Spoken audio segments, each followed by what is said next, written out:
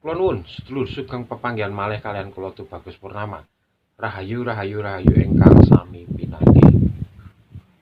Sedulur, agaknya teman-teman yang berharap Satrio Piningin akan segera hadir harus menunda dulu kegembiraannya.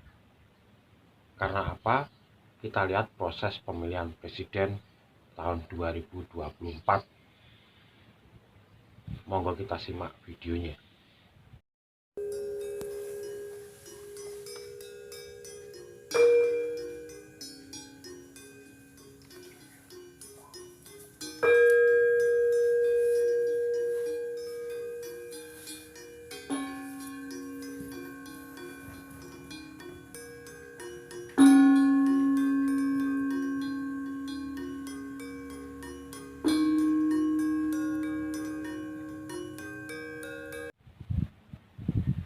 Nah, sedulur, tahun depan kita akan melaksanakan pesta demokrasi dengan pemilihan presiden tahun 2024. Menurut prediksi saya, pasti besok calon presiden tidak hanya akan 2 calon, melainkan bisa 3, bisa 4. Dan kemungkinan besar bisa dilakukan 2 putaran. Panjenengan mendukung siapa? Monggo silahkan komen di kolom komentar.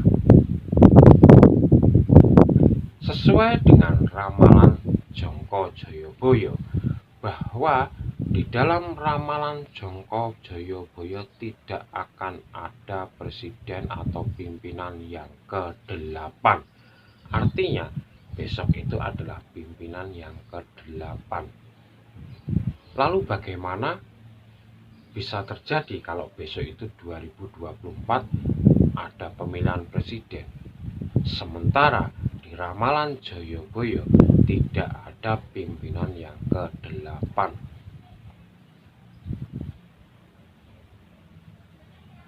Nah, kalau kita telusuri sedulur, masyarakat sekarang sudah sangat jenuh, apalagi ada bocoran ketika pemilihan besok itu di sistem tertutup proporsional.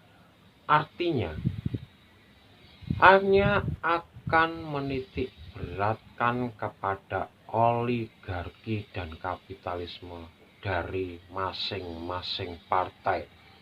Siapa yang punya modal kuat akan didukung oleh partai. Efeknya, ketika sudah menjadi pejabat, dia hanya pejabat partai dan harus mendukung proyek-proyek dari partai. Hal semacam ini sudah sangat menjemukan bagi masyarakat karena masyarakat tidak ada pilihan lain. Kehidupannya tetap sama, bahkan hampir 70% lebih sengsara. Semakin sengsara dan semakin berat. Apakah sistem seperti ini harus dipertahankan?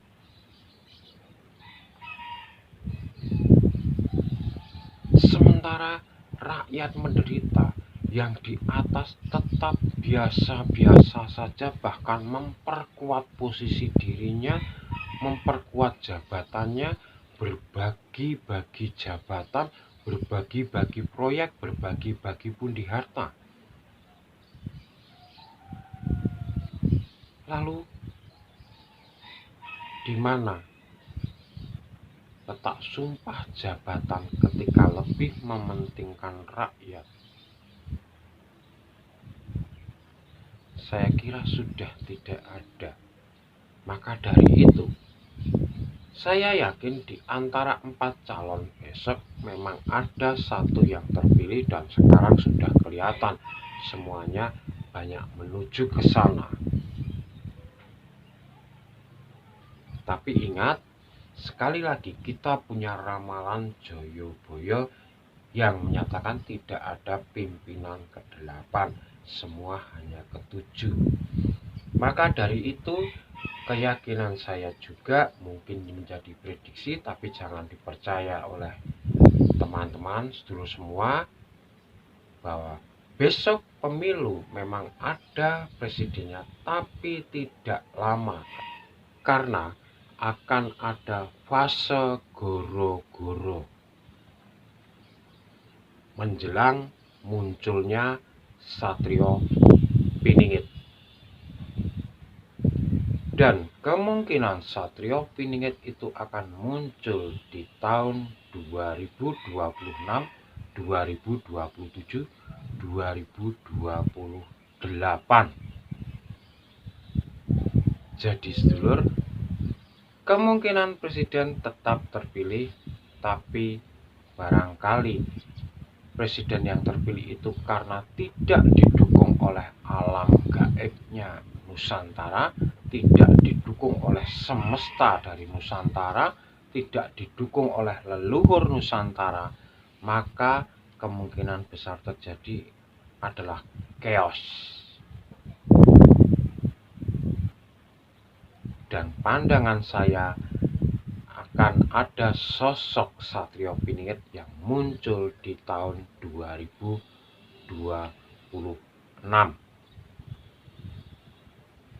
Jadi sedulur, nampaknya buat sedulur-sedulur yang merindukan sosok Satrio Piningit harus menahan diri dulu, karena proses alam, proses dari leluhur Nusantara, kemunculan Satrio Piningit harus didahului dengan masa goro-goro. Goro-goro itu bisa terjadi karena bencana alam, bisa terjadi karena chaos masyarakatnya. Dan ingat sedulur, Satrio Piningit itu dibarengi dengan Ratu Adil. Ratu Adil, penggambarannya, ratu itu seorang wanita, adil itu benar-benar adil. Dan kalau kita menganalisa dengan kecerdasan, maka yang terjadi dimanapun manusia tidak ada yang bisa bersikap adil kecuali alam semesta. Dan orang Jawa menggambarkan alam semesta itu sebagai sosok dan manifestasi. Sebagai rajanya diraja, maka disebut ratu. Karena kalau alam semesta itulah ratu yang paling adil. Jadi kemungkinan Satrio Piningit nanti akan muncul bersamaan Ratu Adil, yang artinya akan ada bencana yang besar melanda Nusantara, bencana yang benar-benar adil bagi seluruh masyarakat Nusantara, yang akan memilih orang-orang yang tepat untuk meneruskan evolusi menjadikan Nusantara sebagai mercusuar dunia. Nah, Ratu Adil ini kemungkinan akan terjadi di 2026, mungkin sampai ke 2028. Bisa terjadi bencana alam, bisa terjadi kekeringan, bisa terjadi kelaparan, bisa terjadi chaos di mana-mana. Itulah Ratu Adil yang sesungguhnya.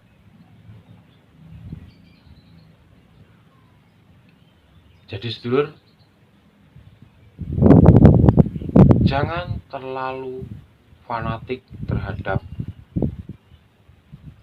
pimpinan yang akan maju untuk 2024.